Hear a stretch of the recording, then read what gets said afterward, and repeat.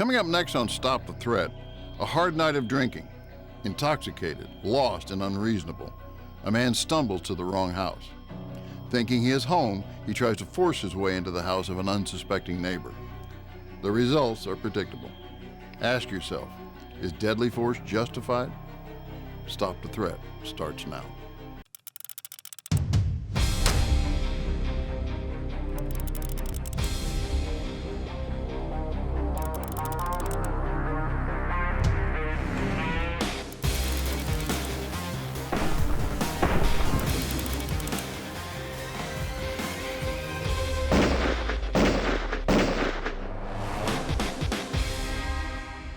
Hello and welcome to Stop the Threat. My name is James Towle. On today's episode, we're going to take you to Washington State for an episode we have called Locked Door. Washington is a stand your ground state and is also a shall issue state. But before we begin, let me introduce you to this week's panel. Rob Pincus, managing editor of the Personal Defense Network. Kathy Jackson, author of The Cornered Cat. Wes Doss, president of Kyber Interactive Associates. Since we are going to Washington State, for those of you who don't know, that's where Kathy's from. Tell us about the laws in Washington State. Am I correct? Yeah, Washington definitely is a shall issue state. It has been a shall issue state since the early 1960s. It has one of the oldest concealed carry laws in the country. It's also a state where there's no training requirement. If you pass the background check and give them your money, they will issue your permit. No shooting test, no written test? No shooting test, no written test. How do you feel about that? I'm in favor of it. I am actually very much a fan of constitutional carry, which is no training required. The reason that I'm in favor of it is because I am such a big fan of true training, of good training. The state-required classes are never quite enough to actually be able to defend your life reliably. And people luck into it all the time, but as far as reliably. So I'm a big fan of freedom. How do you feel about that, Wes? You know, I'll be perfectly honest with you. I never even put it in that perspective before. I would have to completely agree, because in advocacy of trying to have people take that responsible step on their own to get the right training, yeah, I would concur on that 100%. Rob, you going with that? Yeah, no, the problem is getting that piece of paper from the government gives people the illusion that they're trained, and most of the requirements in that state-level course are target shooting at best. I don't think we should be telling people they're trained. We should tell people that they have the responsibility to go out and get, as Kathy said, real training. Well, I can speak from Texas, and Texas, and the reason why I kind of like the way they do it, it may be the toughest of all the states.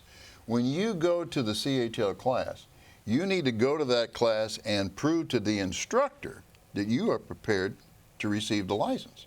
So you don't go there for training. You go there to prove to him that you are qualified to have that license. I don't know. I'm comfortable with that idea. Why does no one else agree with me? Well, I think the problem is there's a difference between qualifying and getting training. I want people to go out and get training. So if what you're saying is that in Texas, the perception from the average person is they have to go get training before they even go and take that test, cool, sounds like it's working, right? If the problem is they can show up and, you know, be a moderate target shooter and pass the so-called test, and they didn't really go out and get defensive shooting training, then again, they're skirting what I think is their real responsibility. Well, and you know, training's not just a one-time thing. It's not just like all of a sudden I'm a one-school wonder. You think about how innocuous learning how to ride a bike is, and then you stop riding a bicycle, and then you pick it up again. How awkward do you feel on that bicycle? But we get a pistol, and we're going to defend ourselves. We get that one class under our belt. We don't do anything. We never have to use it. Well, I certainly agree with that part. Yeah. And when we come back, I'll show you part one of Locked Door.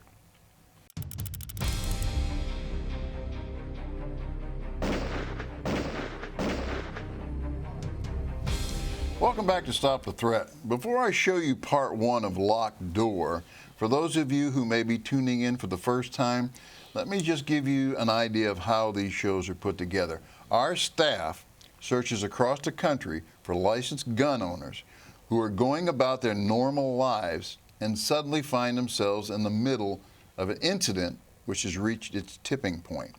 And you, the legal gun owner, now have to decide to draw your weapon or retreat. In Locked Door, this week's episode, An intoxicated man thinks he's reached the front door. Let's see what happens. Part 1.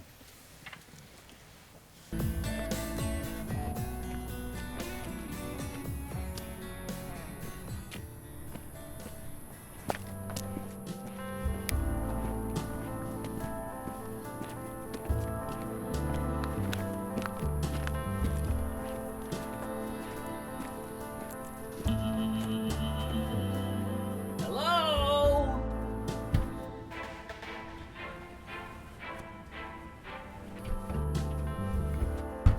Let me in.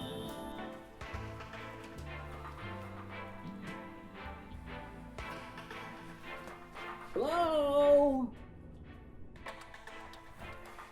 This isn't your house. Go away. Let me in. This isn't your house. Please, would you go away? Let me in. What are you doing in my house? Hey! Go away. I have a gun. Let me in. I want to come inside. This isn't your freaking house. I'm calling 911. Let me in. Yeah. A drunk from the bar down the street is trying to break down my door. Please send someone.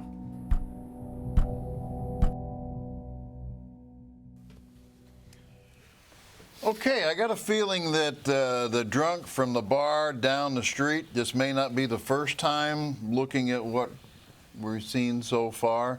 Where's the threat?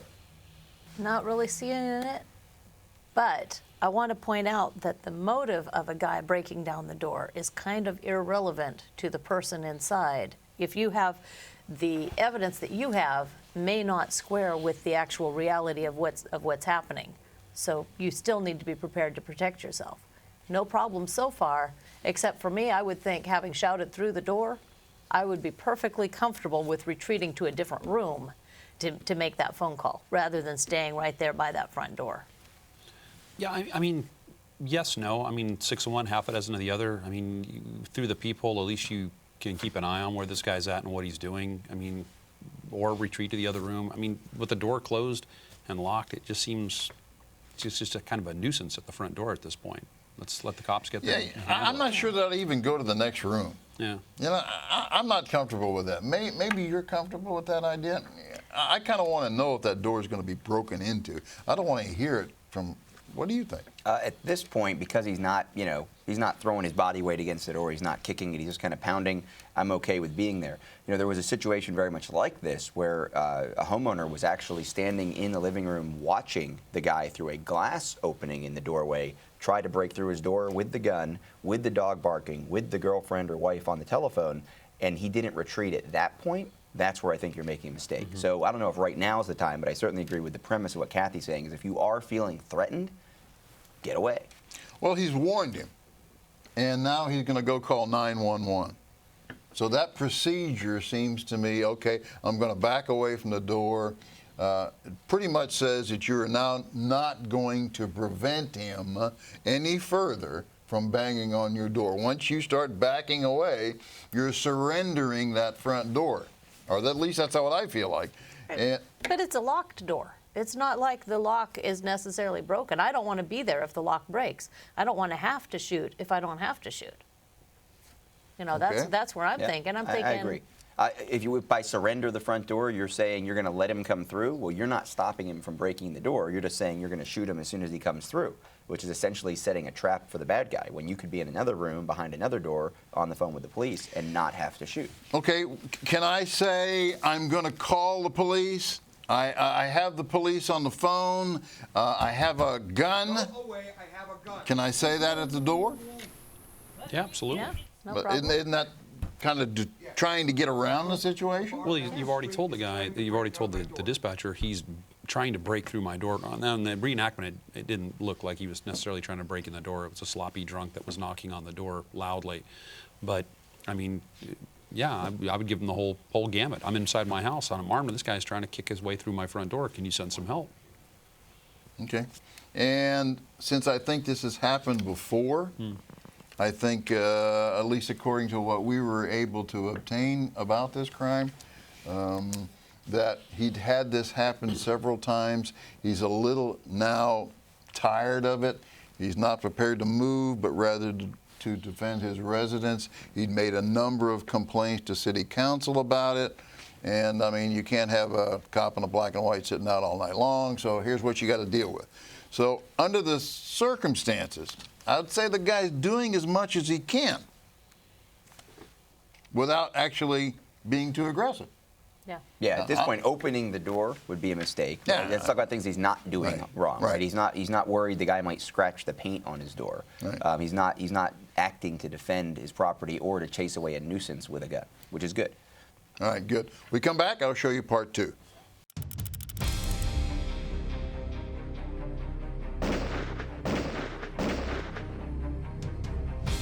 Welcome back to Stop the Threat. We have seen part 1 of Locked Door. We know from the crime report that this is not the first time that this particular individual has been bothered by intoxicated individuals banging on his door for one reason or another. This one actually appears to think that he's home.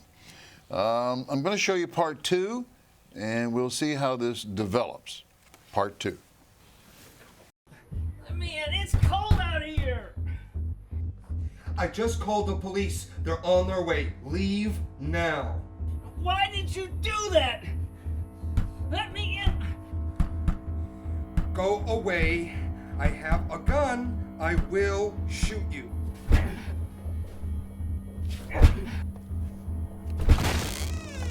Let me in. I'll kill you for taking my house. I'll break down this door. This is your last warning. If you do not leave my front porch, I will shoot you.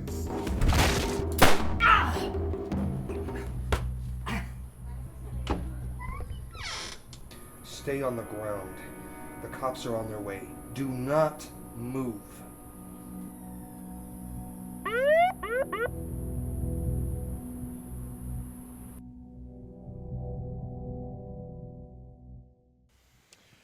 Okay, this leaves a lot to be discussed, actually. And does he need to shoot through the door?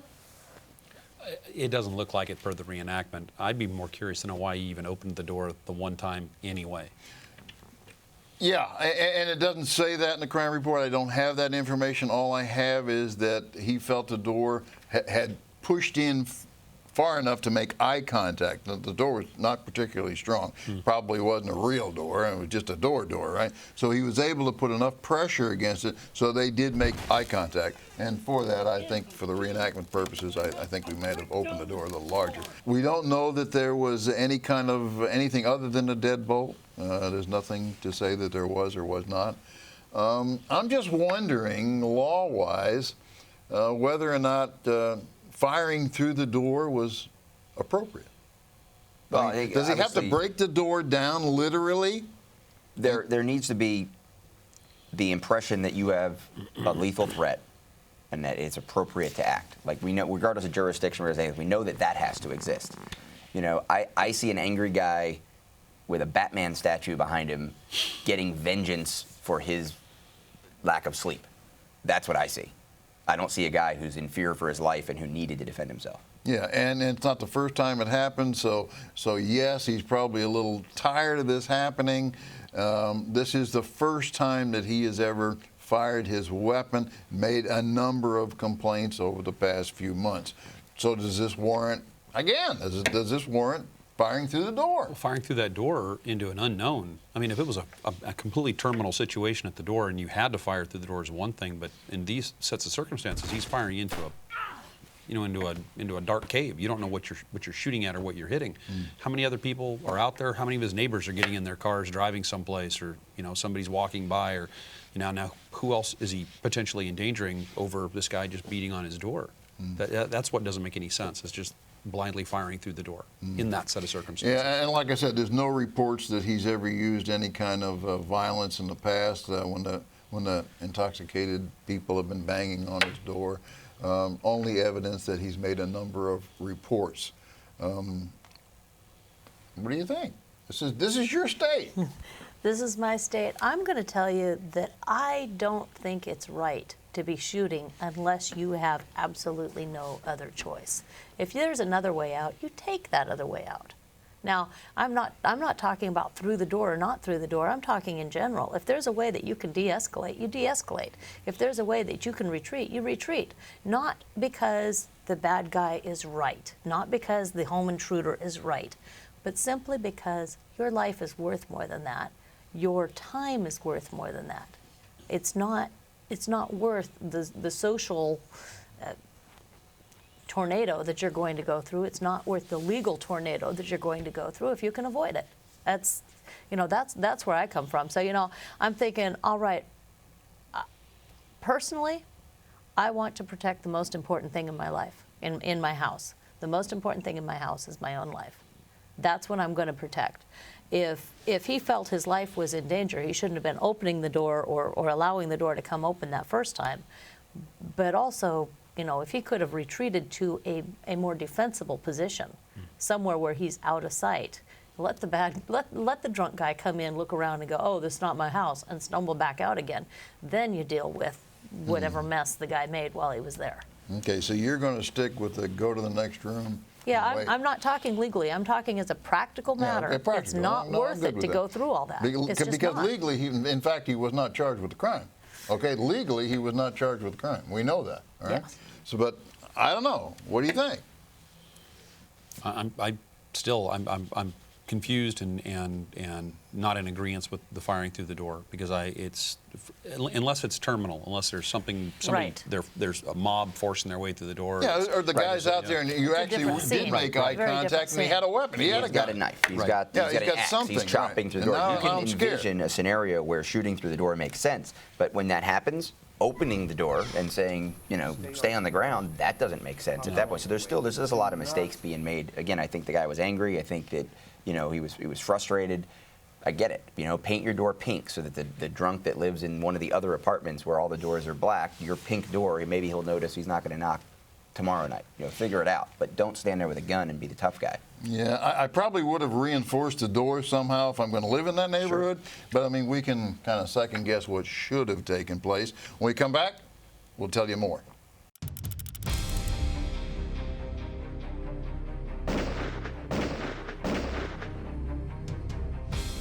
Welcome back to Stop the Threat. We've just looked at part 1 and part 2 of Locked Door.